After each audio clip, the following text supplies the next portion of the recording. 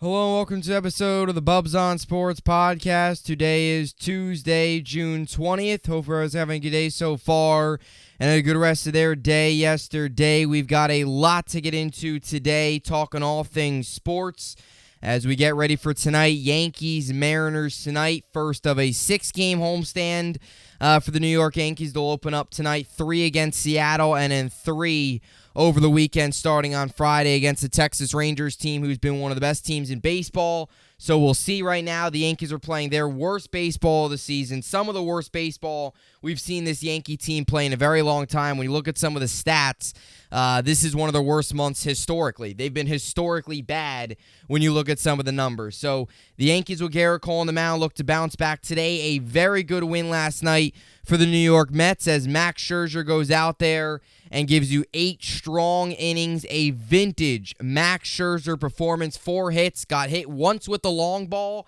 but 8 strikeouts and got the job done. Mets with a big win, 11-1, to start up a road trip and start up a big 3-game set against a Houston Astros team that's struggling, but on paper has had a lot more success this season than the New York Mets. So they'll look to build on that today. Again, this Met team, they've had some of these performances throughout the season where they go out there, get a big win or get 2 big wins, get a sweep like they did, about a week and a half ago, about 2 weeks ago now, when they beat the Phillies. They swept the Phillies, and then they welcomed Toronto to town, and then they got swept. And then they got swept by Atlanta, and then lost 2-3 against Pittsburgh. So, again, this team at times has been inconsistent where they'll win 3 games in a row, then they'll get swept, and they'll lose 3 games. Then, they'll get a big win, and then they still lose the next 2 of the next 3 games like they did against St. Louis. They got a big win in game 1 of that series. They lost the next 2. So if you're the Mets, you got to hope Verlander comes out today and gives you a vintage Verlander performance, because Max Scherzer last night gave you a vintage Max Scherzer performance, and you need Verlander to come out today and be your second ace of their rotation, which is why you're paying him $40 million a year. So we'll see what he can do tonight. Yankees, Mariners, Mets, Astros. New York baseball is fully back tonight, obviously, after a night off yesterday for the New York Yankees. And as a Yankee fan, look, I'm going to be sitting there. I got my scorebook already. I'm going to be ready for the game. My optimism is so low. I think many of you can agree. But you just got to hope that they can find a way to just get a win. Just find a way to get a win. Find a way, get the win today, find a way to win one of the next 2, win the series. Do the same thing with Texas. Just find a way to chip away. Have a 500 week. Go 500 this week. Don't go 1-5. You go 3-3. Find a way to take 2 or 3 against a Seattle team that's underachieved this year. Yes, you're getting 2 of their better pitchers in George Kirby tonight, and then tomorrow you obviously get Luis Castillo. Texas is a very good team. Find a way to take 1 from Texas, take 2 or 3 here. Have a 3-3 homestand. Just find a way to play competent baseball. Don't have a 1-5 homestand. Don't play like complete garbage. Don't let this losing streak get into the 5-6 game range where you're staring at, almost around a 500 record. The Yankees right now are only 6 games up on 500. Don't let this get to the point where you come out of this homestand and you're 1 game up on 500 at 40 and 38. Or I apologize, 2 games up on 500 at 40 and 38 if you have a 1-5 homestand. Find a way to go 3-3. Right? That's all I ask. Look, for anything better than that is a bonus. I would love for them to win all 6 games. We all want that, right? But let's keep expectations in check. Find a way to go 500 on his homestand. Chip away. You got Cole on the mound tonight. You know what you're going to expect out of him. He's going to give you 7 strong innings. Find a way to pencil 2-3 runs across. Let the bullpen do its job and go out there and win. That's all I can ask as a New York Yankee fan right now, because it's ugly. Find a way to win. So we'll see what they can do tonight. Obviously, Mets as well. 2nd game of a 3-game set in Houston. Verlander on the bump for the New York Mets. So today we got one topic to get into. I'm going to give you my takeaways today from Peter Laviolette's press conference. Obviously, his introductory press conference officially being introduced as the 37th head coach in Rangers franchise history. We're going to break it down. I'm going to give you my takeaways.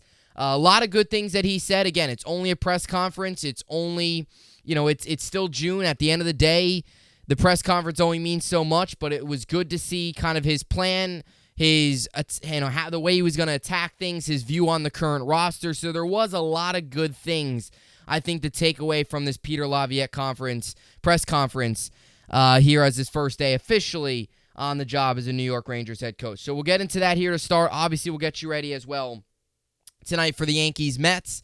And stay tuned later today.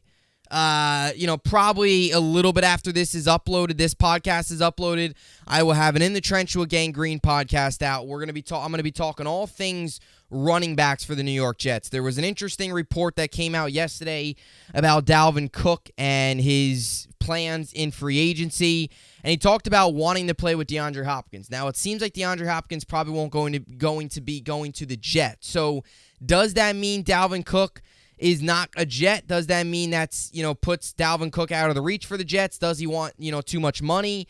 And even if Dalvin Cook isn't available or he goes somewhere else, we're looking to look at some other names that the New York Jets potentially go after. So we'll get into that today. That will be up a little bit later today. I'll record this podcast and then record my Jets podcast shortly after that. So one topic on here, you also get a Jets podcast as well. So two bonus contents, two shows today here on this Tuesday. So with that being said, this is the Bubbs on Sports podcast, and let's get right into it. So Peter Laviolette today had his introductory press conference, officially being introduced as the 37th head coach of the New York Rangers. I thought there was a lot of good things that he said. I thought there was a lot of good takeaways, and that's everything we're going to be talking about here in today's program.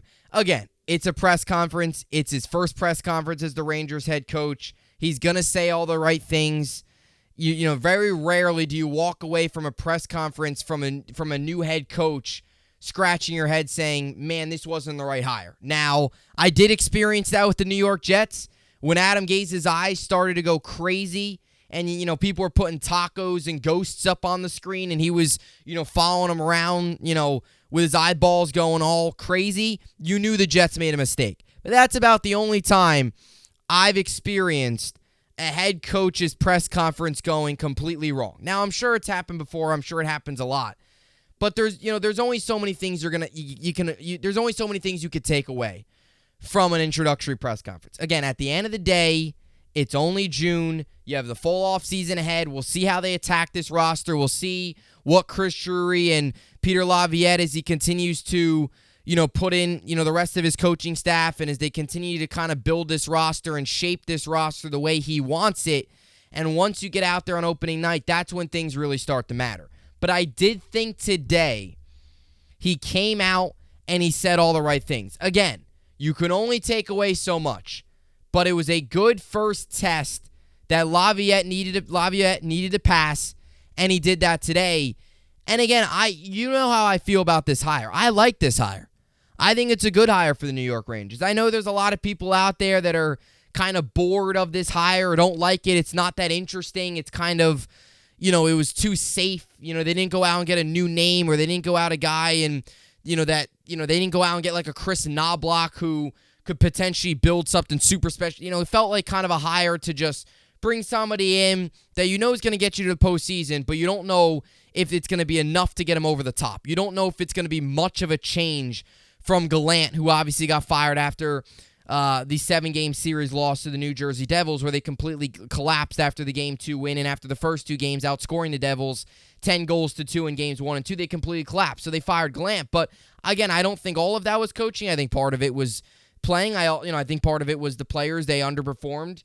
But I do think there was a lot of it too, where it was a little bit coaching, not being able to make adjustments. We've been down that road a lot. But I do think today, my first takeaway, he said all the right things. But on top of that, I think Peter Laviolette, if you didn't like the hire already, or if you didn't like it, I think today he probably won you over for the time being.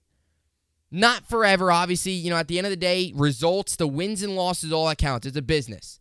You're graded on wins and losses, not what you say in your introductory press conference. But I think he won over a lot of New York Ranger fans today in terms of his plan, not really being anywhere similar to what Gerard Gallant is. I think a lot of people thought this was like a Gerard Gallant 2.0, and I never really agreed with that, because the one thing Gallant hasn't been able to do in his NHL career is finish. Laviolette has finished before. He's been to 3 cups. He's won one of them. So he's been able to do it. He's been able to finish. Obviously, he's been there twice and lost, but he's been able to get the job done. He obviously did it with the 2005-2006 Carolina Hurricanes team that had 112 points in the regular season, went on to win the Cup. So he's done it before. He knows what it takes, and he still has that passion. He still has that will, and he talked about it in the offseason. And one of the bigger concerns going into this head coaching hire, one of the bigger concerns some people had was the way it ended in D.C., where he made the playoffs 2 of his 3 years with the Capitals, but obviously lost in the first round in his first season there against the Bruins, and then lost to the Panthers 2 years ago, and in this past season, or a year ago, and then this past season didn't even make the playoffs. And you started to wonder, does he still have that drive? Does he still want to legitimately coach? And does his message in the locker room still resonate with the guys? Do they still buy in? Or is his plan, his way of doing things, not fully working with the modern-day NHL player? And that's always a concern. But I think today, he continued to show you that he's here. He wants to win. His goal's to win. And again, that's obvious. But I do think there was some current concerns about how committed, or maybe how his message would be if he's going to try and adjust to what happened with the Capitals and D.C. and some of the struggles he had there. And I think today he showed that. Again, he played in New York. He only played 12 games in his NHL career. He wore number 39. They gave him a number 39 jersey today to hold up there, obviously, to get pictures and all that stuff. And it's funny because he only played 12 games in his NHL career, all 12 of those with the New York Rangers. And it was kind of like a full circle moment for him because he played 12 games with the Rangers. Obviously, as I mentioned, he's coached with 5 of the 8 teams in the Metropolitan. Islanders, Carolina, Philly, Capitals, and now obviously with the Rangers. Didn't coach, the Philly. Obviously didn't coach with the Devils, didn't coach with the Penguins, didn't coach with the Blue Jackets. But the other 5 he coached for. Philly, who he got to a cup with, but couldn't finish. And then obviously Carolina, who won a cup with them. The Islanders, the Capitals, and now the Rangers. So he's got experience, but 12 games with the Rangers in his career. Hasn't coached with them. Now he's back. Another coaching job, another opportunity for him, and he's back where it all started for him in his NHL career with the Rangers, and he kind of mentioned that. Kind of joked about, his short career, that it was only 12 games. But, even just to get to the NHL level is obviously a accomplishment in itself. So, to really get into the nitty-gritty of everything he said, this is a quote that I really was one of my main takeaways. And this is something that, again, a lot of us wanted in the new head coach. We've been asking for 2 years now with this Ranger team. We need physicality. We need speed. We need toughness. And in any sport, hockey, basketball, baseball, football, but especially in hockey, because it's such a violent sport, because it's such a physical sport, talent can only get you so far in the NHL. Like, talent can only get you so far. Like, the Oilers, again, they're a good example where they have Connor McDavid and Leon Draisaitl. They have the best hockey player in the entire world, one of the greatest players of all time. And they haven't even sniffed the Stanley Cup with them. Part of that's because they're not very physical. Their all-around game's not great. Sure, they've got talent, but talent can only take you so far in the NHL. You need physicality. You need to work hard. And he mentioned that today. Look, the Rangers... A perfect example is the Rangers were the more talented team than the Devils in the first round. That was obvious. Like, the Rangers had more talent. They also had more experience than the Devils. The Devils were a new team in the playoffs. Jack Hughes, no experience. Obviously, they were playing with Akira Schmid, who were playing some of his first games in the NHL. He very rarely played in the regular season, and they throw him out there, and he was like Martin Brodeur 2.0 in that series, right? A lot of those guys didn't have experience. The Rangers had experience. Chris Kreider, Mika Zibanejad, Patrick Kane's won 3 cups. Vladimir Tarasenko's won a cup. I mean, Igor, obviously, last season with experience. Even Alexei Lafreniere, Kaapo Kakko got their experience last year. Hedl. The Rangers had experience. Gallant had experience. They were experienced. They had more talent. But it was the physicality, it was the toughness, it was the speed, it was the hard work, it was the grit from the Devils that beat the Rangers. The ice shrinks in the postseason. And talent, especially in the postseason, can only get you so far because the ice gets smaller. You've got less time to make decisions. You don't have as much space to make these beautiful passes. There's not always as many passing lanes open to make these beautiful feeds and these beautiful one-timers. It takes a lot of net front presence. It takes a lot of hitting and physicality and speed to get those odd man rushes, to generate a forecheck. The Rangers couldn't do that. And he mentioned, talent is good, but hard work matters. The Rangers got talent. They need to put in the work. They need to have, to put in all the hard work to get to that point where you're that physical team, where you're that team with speed. And that's truly what he believes takes a team where the Rangers are now, where they've got a ton of talent, and then you kind of got to mold them to where you can take that talent. Because look, you can shove a bunch of talent on a team. It doesn't mean he's going to get you anywhere. You've got to build chemistry. You've got to have a game plan. Look, talent can only get you so far. There's a lot of other things, especially in hockey, that's usually the key deciding factor. You look at the Rangers roster just being obvious, and I don't want to sound biased. Going into the postseason, the Rangers probably had one of the more talented rosters out of any team. They had Patrick Kane, Vladimir Tarasenko, Mika Zibanejad, Artemi Panarin, Chris Kreider, Adam Fox. They had some of the top scorers in the NHL. They had so much horsepower, so much scoring ability, and yet they couldn't score because there was a quicker team, physical team, and the Devils. And the Devils aren't even that physical, but they did more than the Rangers. So hard work, molding this team, mold this talent to where it's not just talent and a bunch of stars and goal scorers just running around with their hair on fire. It's legitimate, a system, a legitimate, plan. Like there's a legitimate plan in place to get these guys to get to that next level. And you watch the conference finals, you watch the Stanley Cup, and you see the physicality, especially in the Stanley Cup. The Florida Panthers, are they the most talented team ever? No. Sure, they got Matthew Tkachuk. Sure, they've got some other pieces, but it was a lot of grit from the Florida Panthers. There was a lot of games they went into overtime and they were able to finish. They had an extra step. They were able to grind out a little bit more than, let's say, the Bruins. The Bruins are loaded. They were out in the first round. So talent only gets you so far. And there's a lot of other things that you got to put hard work in, and hard work and all that stuff correlates into one to get you over the edge. And I think that shows, and that's something that we've been waiting for. And I think it's good to see Peter Laviolette say that. It's good to see that he sees a weakness in this team, that there is talent there, but you got to have more than talent to win in the National Hockey League. And we've seen that the last 2 seasons. Again, believe you work hard. It's gonna put the team over the edge, and that was one of the things that he said. Again, putting him over the edge. The Rangers were there last season, Eastern Conference Finals.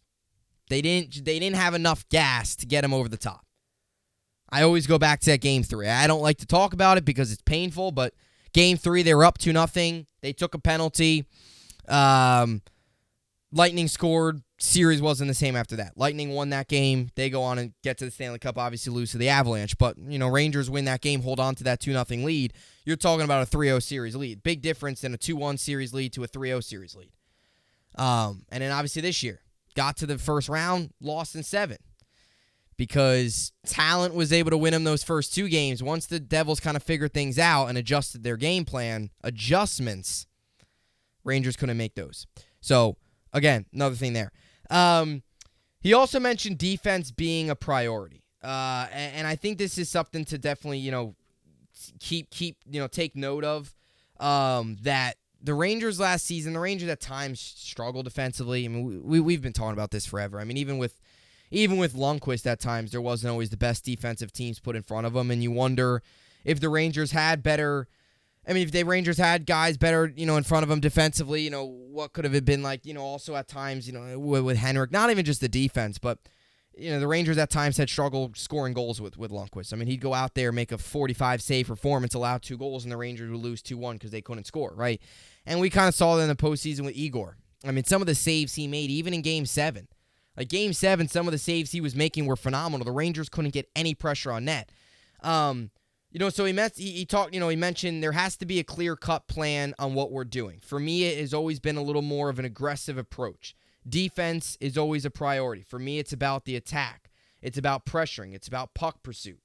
I think this to me was one of his better quotes he said today, because the Rangers at times last year, especially in the postseason, not last year, this past season, especially in the postseason, at times were slow. They were lazy. They were kind of just, waiting for the other team to make a mistake so they can capitalize. And that was kind of what it felt like. Not forcing that other team into a mistake. Not much of a forecheck. Like, you watch the Devils. I mean, they had a forecheck. I mean, you got out into the neutral zone. They broke out with speed, got a lot of odd man rushes, right? And it was playing with aggressiveness, not just sitting back and letting the Devils get a ton of opportunities on net, or any team for that matter, getting a ton of opportunities on net, having a forecheck, getting multiple chances. I can't tell you, the aggressive approach is so just nice to hear. I can't tell you the amount of times we watched that series against the Devils. And I bring this series up because it was the most recent one. It was the recent one that obviously sparked the coaching change. That series, I can't tell you how many times the Devils would go down on the Rangers' end and put up 3 shots on net and get pressure. Wear out the Rangers. Wear out their line. Rangers have to clear. Then they get out. The Rangers get a shot on net. They'll go down into the zone, get 1 shot on net, and up. Back in transition, the Devils go. Devils go down, put consistent pressure. Rangers up, they clear. And then Devils come back. Then the Rangers get a shot. It was like there was no pressure. There was no aggressiveness. There was no forecheck. This, to me, again, defensively as well, forcing turnovers, getting turnovers in the neutral zone so you can get those odd man rushes going the other way, the 3-on-2s, the 2-on-1s, potentially a breakaway at a lesser extent. Obviously, not, you don't see as many of those. So that, to me, too, attack the puck. Puck pursuit. Big hit. Physicality on the boards. Forcing the other team into turnovers. We talked about going into the Devils series. You got to force the Devils into turnovers. You got to force them making mistakes. You got to take advantage of their mistakes. You got to force them into mistakes, because if you don't do that, they're going to get out on you. They're going to get in transition. We saw a lot of that. So this was refreshing to hear, too, defensively being a priority and obviously being aggressive on both ends of the ice. He talked about Lafreniere and Kakko. And look, this is one of the bigger stories on how the Rangers plan to develop those guys. Whether or not, whatever their future is here, Philip Heat will throw him into that category, either the whole kid line. Whatever their future is, we don't fully know. How the Rangers approach, the kids. And look, all of them, Philip Heat's made some strides, but Lafreniere and Kakko, where they were drafted, and obviously the top 2, they've both been underachieved. Lafreniere, number 1 overall pick. Kakko, obviously picked behind Jack Hughes. They've both been, underwhelming, to say the least. Or I apologize. Kakko in front of Jack Hughes. They've both been, underwhelming, to say the least. And I think a lot of people out there, a lot of people out there wonder, what the Rangers are going to do with the former 2nd overall pick in Kakko, obviously picked behind Jack Hughes in 2019, and what they're going to do with the number 1 overall pick in Alexis Lafreniere, like all of that kind of stuff, like all of, how are they going to plan to develop them? And look, we would love to see Lafreniere and Kakko plan out, work out. We would love to see that, right? But I do think, again, it has to be earned, it has to be given, and that's kind of what Laviolette said today. And I hope they develop these guys, because Gallant didn't do an excellent job developing them. I think they've shown flashes for sure. I mean, they've definitely shown flashes. I mean, you go back to that Red Wings game this year, and Lafreniere with that game-winning goal. I mean, it was like a flash of greatness. I mean, what he can do with the puck in his hands, or a puck on his stick. So they've shown flashes. They've shown a lot of bursts. They've had moments in the postseason, but it hasn't been consistent enough. It hasn't been, you see what Jack Hughes did for the entire season. Like, Jack Hughes was picked in front of Kakko. There shouldn't be that much of a drop-off from what Jack Hughes has done so far with the Devils and what Kakko has done with the Rangers. Now, part of it is, they bury him on the 3rd line, the kid line. Yeah, they kind of bury him on the roster. When you have all these other goal scorers, they don't get many opportunities. And sure, there's part of that, but I do think some of it's coaching. And this is what Laviolette had to say. Those young players need an opportunity to grow. They do. They needed more development. The Rangers haven't done a good job The Rangers have, like, the bottom line, they haven't done a good job developing Kaapo Kakko and Lafreniere. They haven't given them a ton of, there's kind of 50-50 because part of it's like, again, the Devils, it was a rebuilding team. Jack Hughes was able to get a ton of ice time. With Kaapo Kakko, you're not going to put him up there on the first line.